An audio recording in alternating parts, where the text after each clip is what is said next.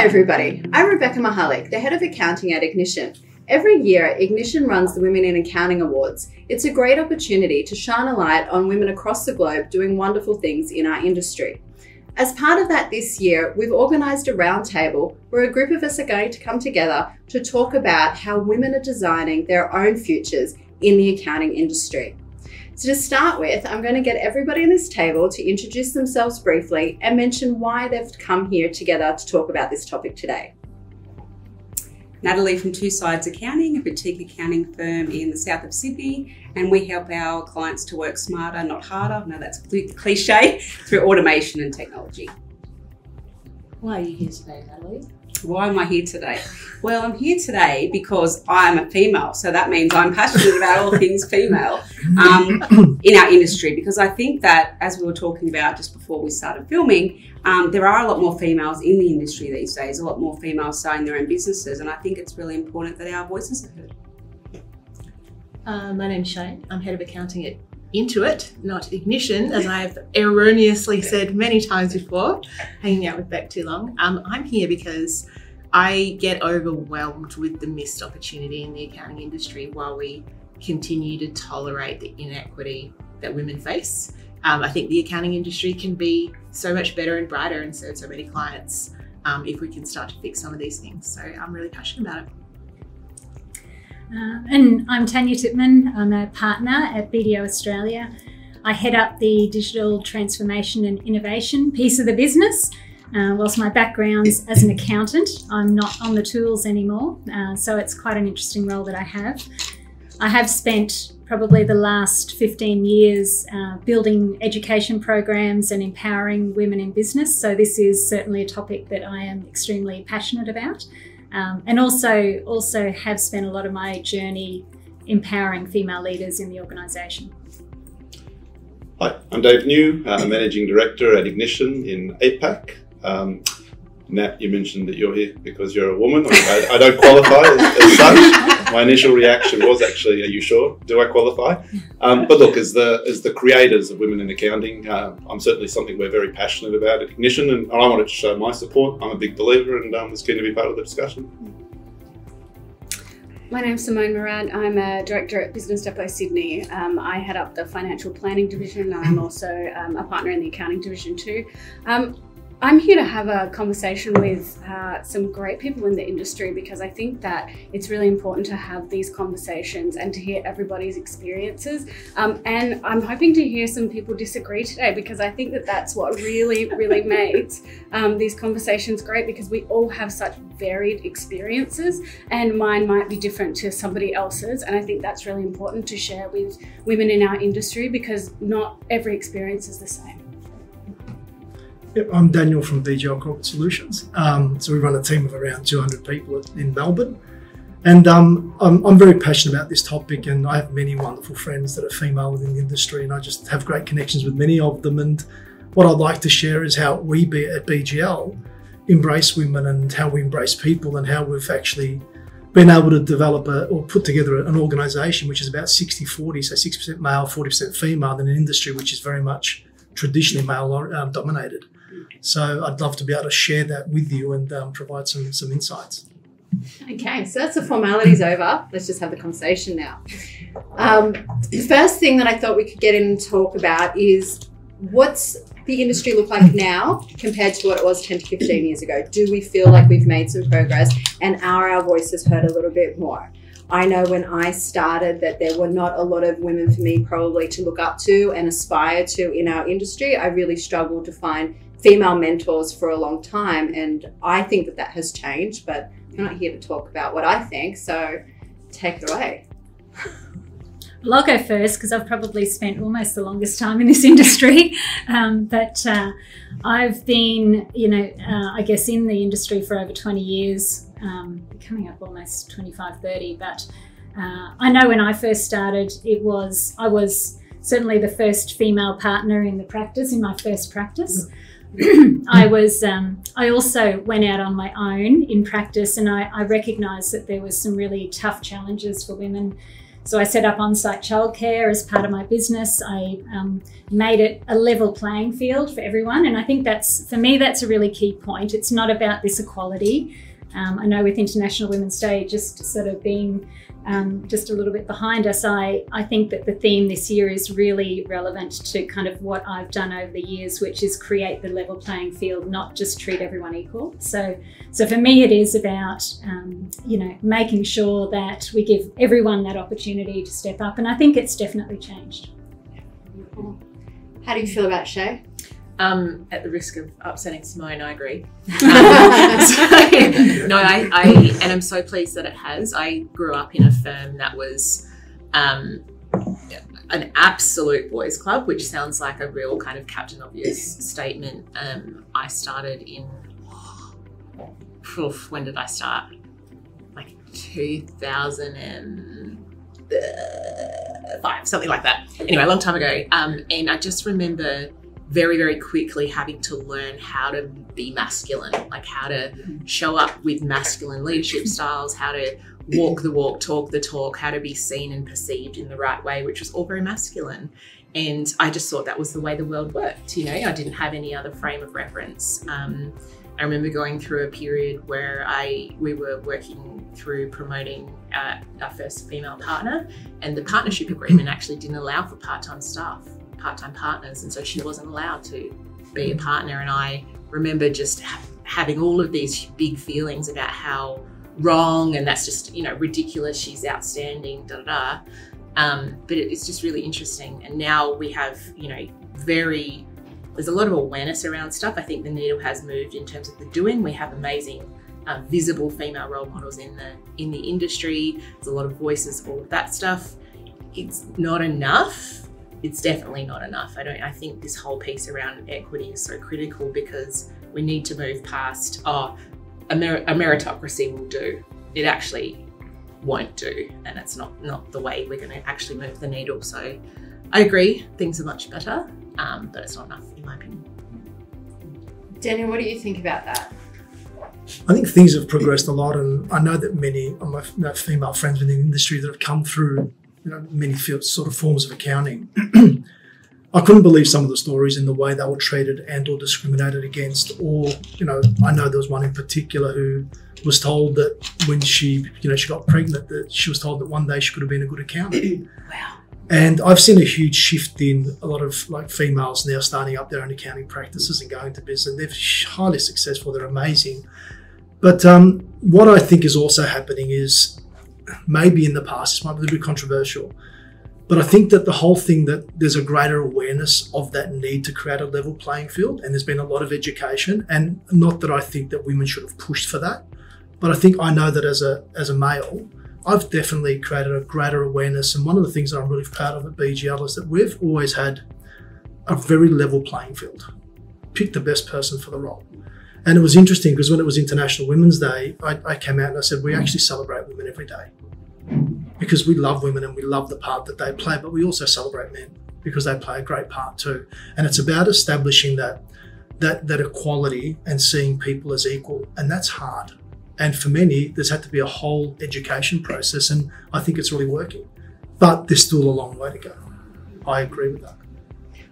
I've heard a lot of talk just now about women starting their own businesses. So I did that same thing. I kind of left where I was at, chose my different journey to be able to build something that had a level playing field. Natalie, you had something similar. Yeah, I think it's a similar thing. I think as females, we're working, back when I started 2002, straight out of school, and studied part-time. So I've been in the industry a long time for my age. But yeah, it was probably not male dominated for me, because I was in smaller firms and there always was quite a balance, but there definitely was more males at the top.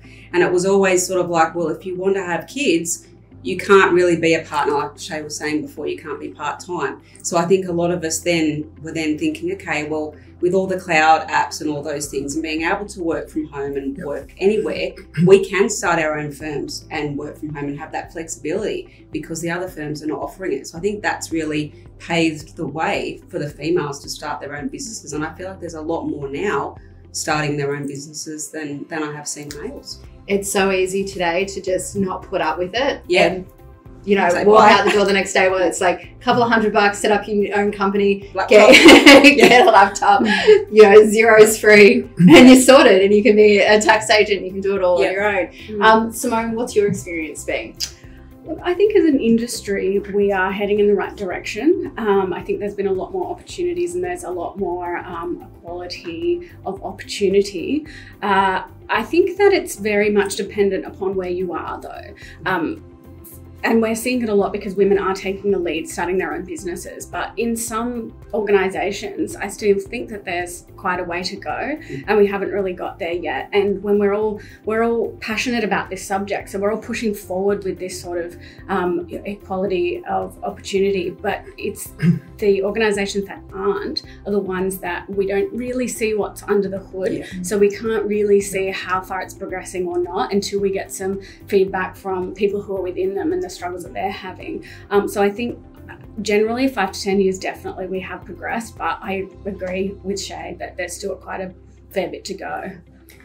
There's something I want to add to this, because I think that over the course of my career, I can honestly say I have never felt as though I have been put in a situation where I suppose my gender has held me back. Like, I've never ever experienced it from small firm to large. But I think it's because of my mindset. I think it's because I choose to take the pathway that empowers me as opposed to staying somewhere which doesn't.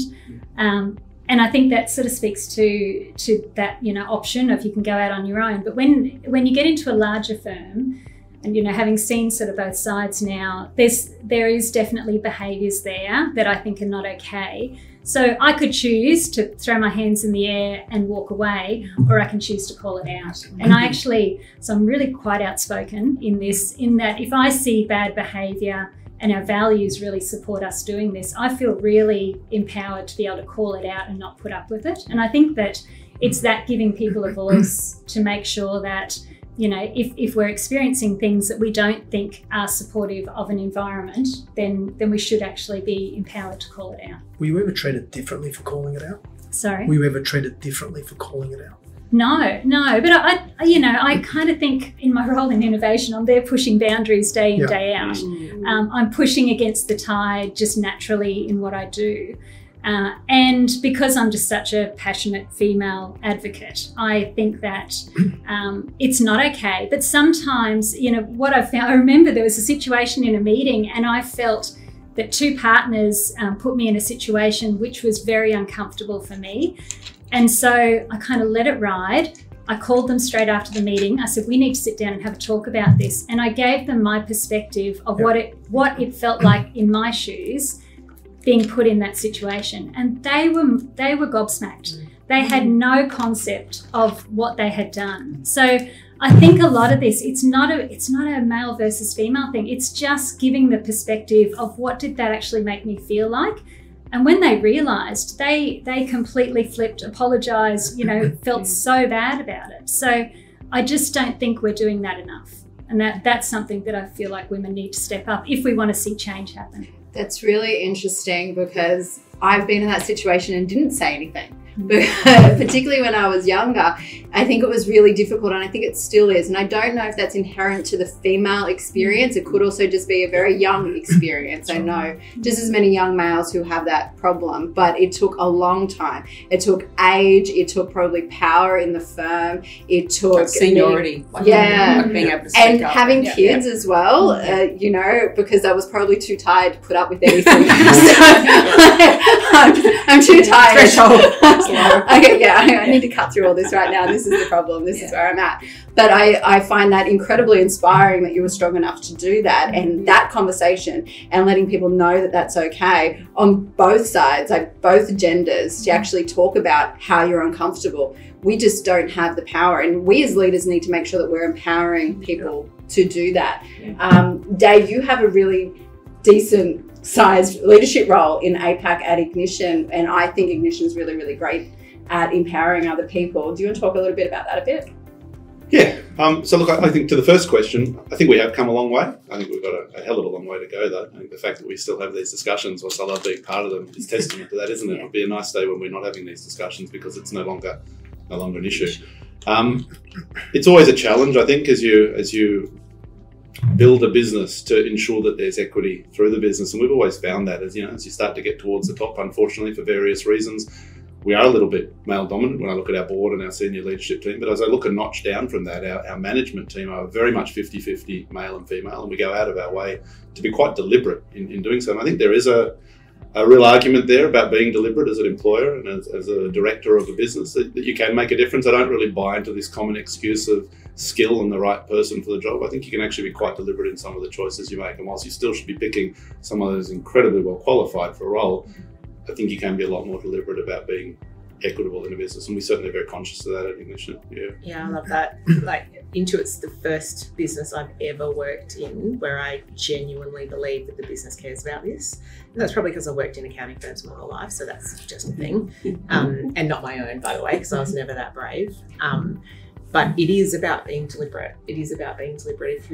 Through our hiring process, we have to get approval if we have no female candidates in our talent pool. We need to try harder. And that's what it's about. You just need to try harder. It's not about some special token anything. It's about, no, you need to try harder because, and especially in accounting, 50% of accountants are female. If you can't find a female accountant to put in your talent pool for that role, you are not trying hard enough, and I won't hear any more about it. We don't get many males applying anymore.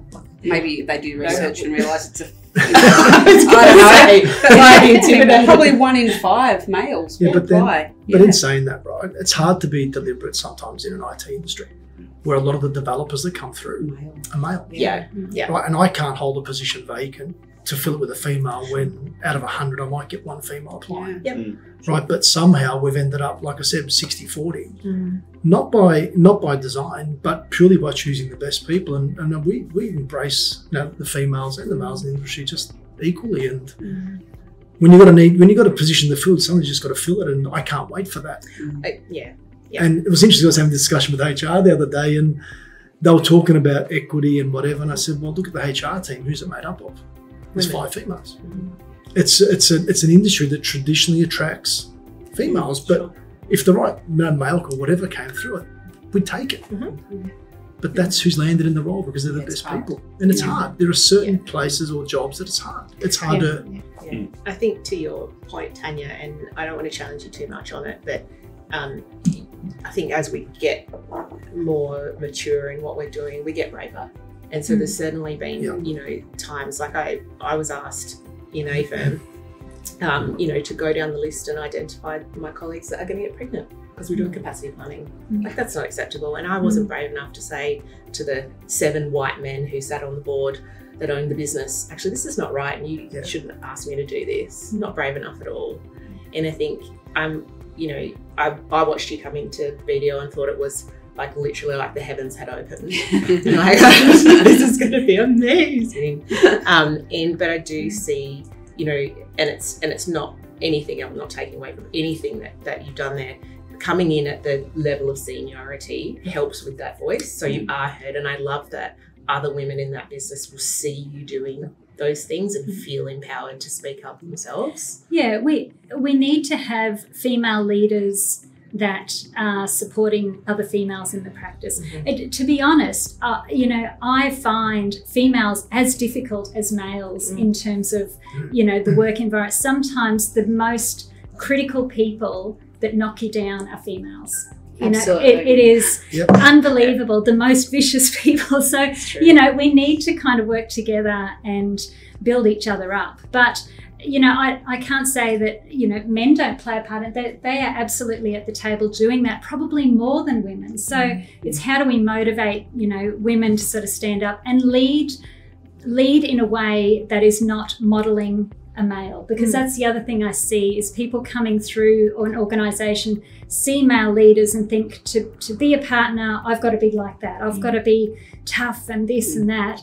Actually, what makes female leaders great is they're highly emotionally intelligent. They are, you know, a lot more sort of driven in different ways to men. They show up differently, they're more authentic, and we need more of that at the table instead of trying to model this image that we might have of leadership. So kind of embracing diversity of leadership, I think, is a key.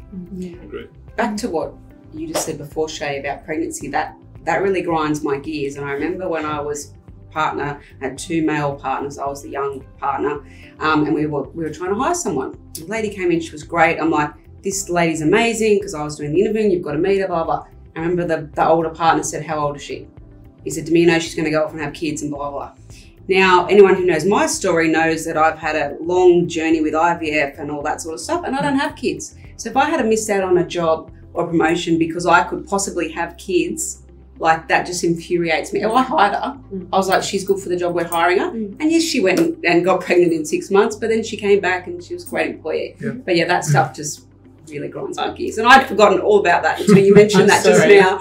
I'm so sorry. Oh. It's really instilled, isn't it? Yeah. Like our experiences around that. Like I remember, you know, wanting to not ever talk about pregnancy or anything like that at work, or just sort of always saying no, or are you planning on having children after you get married? Just didn't want to talk about it at work, because as soon as you start talking about it, you feel like you're going to be put in a box, and that's what you're, you know, if they're going to have kids, so maybe you're not partner material, not just yet. Maybe when you come back, if you come back, all that sort of thing.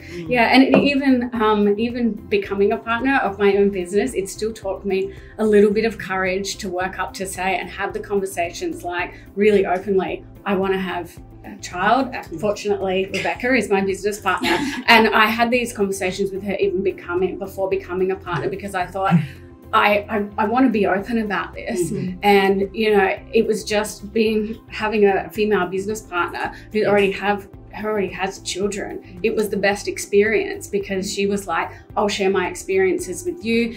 I went back to work sooner. I regret it a little bit. I don't want you to feel like that. And I think having a lot more female business partners, you'll get that supportive experience, because even now it's one of these things you go off, you want to know that you can come back to your job, because as passionate people about our careers, we still want to have a career. We don't want to have to just turn it off because we want to have children. And it's 2023. That's right. Like, that partner was just about to retire, so you can understand his mentality of the whole situation. You know, not everybody just has a baby and flitters off and their husband goes to work. That's not, you know. And it's interesting, because, like, when I had a couple of girls in the office get pregnant, right? And they're like, I'm going to be back in 3 months. And almost like that fear that you're not going to hold their position. And I'd say to them, look, you know, I know you're saying 3 months, but let me tell you, once that child comes, you're probably going to love it more than anything in the world. Don't give me 3 months. It'll probably be 6, 9, 12, 18 months, but whatever you choose, we're here for you. Right? Absolutely. That position is open. You come back, it's here for you. I wish more than anything I wasn't scared when I had children. And I was petrified. I took phone calls in labour. Like, and it's not a joke, in the hospital, in labour. I had work sent home to me when I had my kids. They were 2 weeks old. I went back to work with my second when he was less than 3 months old. And the first thing I did was an interstate trip. It was exhausting. It destroyed me. And I've never, like, my youngest is 12 now. I still haven't forgiven myself for that. And it's horrific to think that I did that, not because I was forced to, but I was so panicked I would lose all my seniority and my position and my voice that I had to get back. And do you think that's changed? Because I think that's changed in the last 10 years. I know it's changed where I am, because I don't let it happen. Whether or not it's changed across the board, I don't really know that it has fully. It's tricky. That fear is real. Like, I was made redundant on maternity leave, which is illegal. Yeah, absolutely. And I don't feel like I was ancillary to the business, but apparently I was. So it's just wrong. And I just... So it's not irrational fear, it's legitimate. We don't make this up in our heads. Almost broke the rules then, Beck. That's legitimate fear. It's something, we might be off script here, sorry, Beck, but I've been thinking, one of the things that's always challenged me, I've always been so admiring of you wonderful ladies that go off and start your own firms, mostly because I was not brave enough to do it myself, even though, like, I'm probably quite capable. Maybe not debits and credits now, but And I always thought, but you shouldn't have to do that. These firms should change and these white men should sort it out and da-da-da. But I actually think the more and more that we get leaders coming organically through their own firms, that will change the narrative of the industry. And it won't be so much about, and this is a bad example, but shifting the BDOs or shifting the PKFs or whatever. It's going to be about these emerging firms that change the tone in the industry, and they will have to adapt if they're going to compete for talent. Because we know that we don't have enough humans in the country, and if we aren't accessing 50% of them, then that's kind of daft. That's right. And when our young graduates are going into bigger organisations or doing placements and then coming back with discussions around, well, I was the only woman in this whole placement for this particular division. And while they weren't uncomfortable, it was more of a, this is a bit strange. It was really strange to have that experience. So they will need to, because otherwise we'll end up with all women who are going off starting their own businesses, and then that's where you'll find female heavy businesses. It won't be at bigger organisations, because people, even graduates now, they don't want to work when it's just all men or all women. They want to have a balance. And it's about who they see in leadership. Like, I always struggled with that. I don't see myself in leadership because I don't align with not what the values say on the wall, of course, but your values. The underlying values. White man, grey suit, white man, grey suit, white man, grey suit. I don't actually align with that. I don't see myself there. So it interferes with motivation to go and do or actually see a path for yourself. So I want to ask a question. International Women's Day, right? How much of it was genuine and how much do you believe is tokenism? Can you expand on that question? That's a big question. It's a big question because some people, I believe, do it because maybe deflection, or maybe they're trying to make a point of something that they're not. And then those, I think there are some that are actually really genuine about celebrating women, but that doesn't go it goes for a number of different things, right? Do you think there's a high level of tokenism to say, hey, we're relevant, we're in the space, we do care, and then that, there's certain things that I've seen that it's actually not true? I reflected on that myself this year. Because I reflect on that. I did that this year for the first time, probably on International Women's Day. I was not well that day, but still felt the need to still say something. And do I feel the need to say something because it's International Women's Day, or am I passionate about it? I am passionate about it, so that's okay. Yeah. I ticked that box. But when I reflect on it myself, I think that it's just the day where we get to remember and actually focus on it, because we get complacent. And if we don't have that day to remind us that it's not great still, there is still absolutely inequity across the board. There is still not enough voices at the very top. We're getting there. We're making changes. There's still a massive pay gap. There are all these things that do generally exist, mostly at the top. If we don't remember that day, we'll get complacent and we'll start to take steps backwards. You say we, but I think, do you mean organisations? Because I don't think you and I and the voices that care about this will get complacent. I think, is your question about organisations being token? Yeah. Because I resisted many a nasty comment on LinkedIn of accounting firm Blart sharing the landing page for International Women's Day, and I felt like going, I just got us out of editing then also.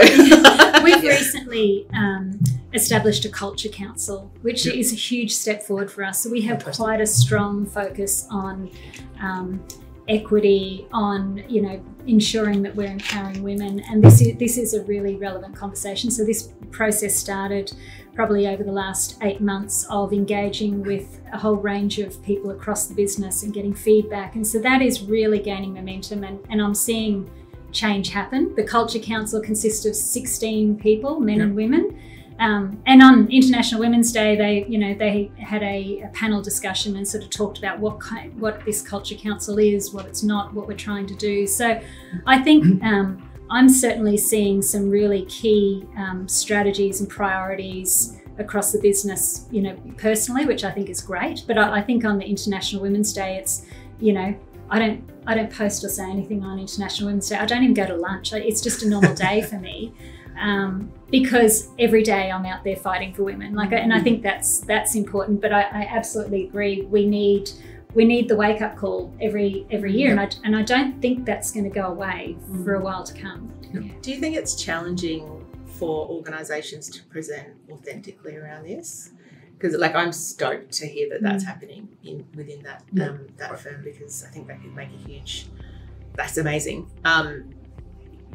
Part of me goes, it could be quite difficult for organisations to present authentically on it, but at the same time, it's actually not that hard either. You create a video with a human that's very authentic, and you can feel their energy come through that. That's a person that represents your business. Yeah, but is that reflective of what's really going on within the organisation? As long as it is, of course. But, I think, I watched the panel, bless, I can't think of her name, with the blonde hair, she's wonderful. And I thought, that's actually brilliant. But unless I watched the whole thing, it would have just felt very normal corporate. Do you know what I mean? So in one way, I'm like, it can be quite challenging to come across with your heart, but again, try harder. Well, so I can genuinely say that at BGL, what you see from the outside is what you get on the inside. And it's funny because I'll go up to I've got permission to talk about her, Adriana, right? She's 34 years of age, which has nothing to do with where she's at. But she's created a path where she's now looking after almost half the business, right? And I see my role to facilitate, to open doors, and in a sense to get alongside her and be her greatest fan and supporter. She is an amazing advocate. What I'm loving though about what's happening there, and back to your point, is now she's become a really strong advocate for the other women within the business, right? And she's almost become like the path carver, right? And I just love what they're doing, because now it's like, oh, I want to be like Adriana, because yes, she's assertive, she's fair. Benny say she's my boss, she's telling me what to do all the time, right? Yeah, but I just feel such an obligation, right, to come alongside and set them up to succeed, because that's my greatest satisfaction in my role. It's not what I do, it's what others do. You're a guy who walks the walk, and I think to your earlier point, mate, with the tokenism, there's plenty that talk the talk and don't walk the walk. And I come back to my earlier point, I do think you have to be deliberate as a business. And even though perhaps you're saying you're not entirely deliberate all the time, I think you are quite deliberate in what you're doing. I'm on the board of an independent school, different industry, but we introduced a policy that said very much that the board would be split on a 40-40-20 split. That was 40% male, 40% female, and 20% could be either, but at least we're committed to the fact that we will have no less than 40% on that board. And I think we're very deliberate about that. And it may be that we get inundated with males that want to be on that board. We will go out of our way to find a woman that has the skill set to fill that seat that becomes vacant, because we want to keep that equity at that board level. I think you can be very deliberate. We've recently had a vacancy come up on our board, and I was really, it was interesting because culture council in place, and I think this is going to be interesting. So there's a male board member stepping down at the end of the term, and the direction and the the process of finding a replacement was very much about we are looking for a female. And so it was almost like no males apply. This role is going to be filled by a female. There were 3 females that went up for it. 1 got voted in. I was fascinated to see no males actually even put their hat in the ring for it. But and look, I'm not a fan of quotas. I don't like the fact that we even have to do that. But I think that until such time as it just, as you can have that best person for the job, and I think that we probably need to sort of help it on its way. I totally agree. I've always been challenged by that, and was almost allergic to that idea of being, you were put forward because you're. I thought, don't you dare diversity hire take away from my capability and what I bring, and da. And I had a conversation with my dad, who is equal parts amazing and equal parts like the opposite end of woke, right? And he just said to me, mate, the world is your oyster as a woman right now. You are capable and amazing. You can do amazing things, but there is more door open for you, and you have to run after it. Because to your point, it's about the other women in the business can now see what they can be because of what Adriana's doing, because of your allyship. And that's the thing that is still the blocker in the accounting industry. They cannot see themselves in leadership because they all look the same, they don't look like. And I think it's important to go back to your point, calling out behaviour and biases that are wrong. And many of the time people don't even realise that they're doing it. Like, we had something put up on the wall not long ago, and someone just did it out of no malintent, but it actually offended someone in the business. And I pulled up HR and I said, no, I didn't pull them up, I had a talk with HR.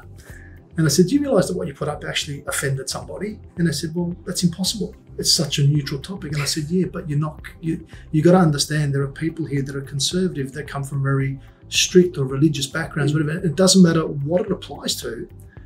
be aware that bad things or things that you might not think are, or that you take for a given, may not necessarily be a given for somebody else. And calling it out and calling it out quickly and is so respectfully. important. I think tactfully. And it's kind Absolutely. of it's doing it respectfully, but I just think of it as, okay, here's my opportunity to educate someone. So it's never done in a conflict kind of way, but it's just, let me just point something out to you and let me just help you understand. And I think if you take that perspective, it doesn't feel like a conflict. It is easy to kind of call out behaviour. But I also find that we need to give people the tools and the ways to which have those, to have those tough conversations. I think we don't do enough in educating people around that. Education's really, really key, because it's bias is one thing when you know about it and you're deliberately biased, but it's the unconscious bias that pulls us apart, particularly in the gender conversation. It's just all the different ways that we were raised and the way that society speaks at us and the way that the TV presents women and men, even in cartoons. Like, I watch the cartoons my kids watch or used to when they were younger, and all at that very young age, the representation and the language that's used, even today, is still very different when they're referring to men or referring to women. And these things form an unconscious bias in us. We're naturally attracted and gravitate towards people that look like us, which is why organisations in the past have always looked like a particular thing. And it's why quotas are important. I hate the idea of quotas as well. I always hated being that token female in the room. I even hate using the word. But the quotas are important because the next generation needs to see themselves in their leaders so that this is not an issue anymore. It's that bit in the middle that's uncomfortable. I think lots of us don't like the idea of quotas, but to get from where we are, which none of us like, to where we want to be, we have to do hard things in the middle. And if that has to look like a quota from time to time, suck it. We just need to do it. Yeah, so this conversation is actually saying comes to a bit of a close now. So what I'd like to do, just really quickly, if there was one thing that you had all the power in the world to change today to make this a little bit more equal, move the needle even a little bit more, what would it be? And I'm going to start with Daniel. Can I go second? Good, because I had to see that look. No, I think education is a big one. Right, and I think just creating that awareness of people's conduct and behaviours can have negative effects and impacts, and just bringing them back to the fact of, just learn to treat people equally, and don't discard people because they might be female or because they might, just treat people for who they are. Love humans for who they are. I think we need to ask the next generation of our staff what their thoughts and their feelings are on it a lot more, because they're our next generation of leaders that are coming through. And then I think it's really important to check in with them in 5 to 10 years time and see how that's changed, because we spend a lot of time on our own experiences, but I don't think that we are spending enough time understanding how these issues affect our younger cohorts, the ones who are coming out of uni or even going into uni.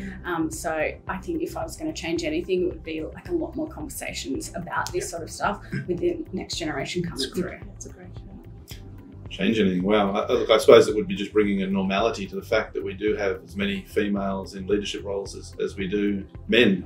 It'd be nice that we don't have to hold these discussions. They're great discussions, but I look forward to a world when we don't have to, when companies are walking the walk and not just talking the talk and living it and breathing it, and generating opportunities for females to move into leadership roles at an equal sort of volume that the men are sitting in those roles at the moment. So that's the dream. We've got a way to go. But I do think, look, I've been in the industry maybe a little longer than you, Tanya, but I've seen a lot of change in 30 years, and there's a long way to go. So. For me, it is about understanding and supporting women through all stages of their life. So I think we're dealing with the pregnancy and the childbearing years much, much better now. But a sleeping giant, and I'll put it on the table, maybe for a conversation another time, is that we don't actually cater for women right throughout their career.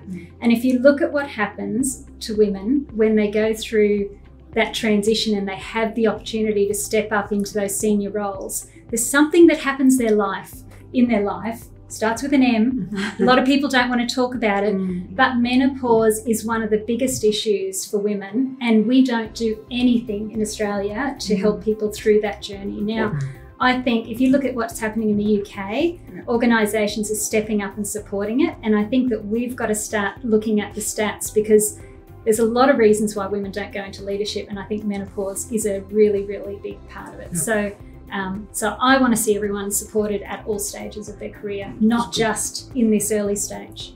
Also, I would love to see equal dad pay when babies come, and dads actually take it. And I won't get into household chores because we'll be here all day. But like, actually, dads empowered to take time with their own children. Yep. Because it's not just having the money available, it's actually them not having the fear to take time off as well. I think that could have a significant impact. Yeah. I think for me, and I'm happy I've gone last because I hadn't when you were, I'm like, great, I'm not first. It's probably more women in senior leadership roles doing better. I think, like you said before, Beck, you know, for you, you remember what it was like for you, and so you're very conscious about changing it. Whereas I feel like there is some females out there who'd be like, well, I had to do X, Y, Z, so my people are going to have to do X, Y, Z because that's what's been done. And because I think as much as we like to say that we're going to change and we're going to be different, you know, it's like you've got to wear the badge and you've got to go through what everyone else has got through to get to that level. So just changing that mindset. And I think sometimes, you know, we do that unconsciously as well. We forget about what we've been through. Sorry, not what we've been through, but what it's going to feel for them to go through that. Yeah. Okay, well, thank you all so much for coming. It was an awesome conversation. We do have to have them not just on International Women's Day, every single day. Agreed. That's it. Thanks for having us. Thanks.